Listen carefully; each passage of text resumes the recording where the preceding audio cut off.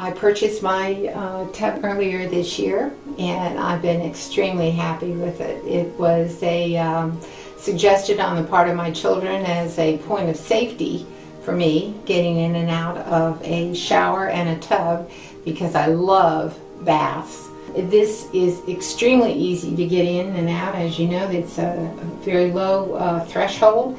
Very easy with the knob to get in and out. It is wonderfully soothing. I have arthritis all through my body, and it's incredibly soothing to anybody with arthritis. I have the bubblers and the whirlpool, and just soaking is incredible. Past August, I had to have a total hip replacement, and this came in incredibly useful.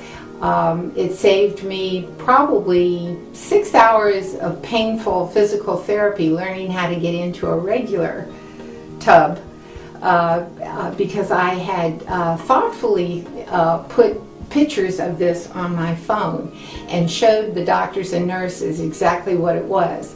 So they knew that I did not have to step over anything. And one of the great things I just love, and this was when I came back from the hospital, is the no-slip floor. I feel totally safe standing up.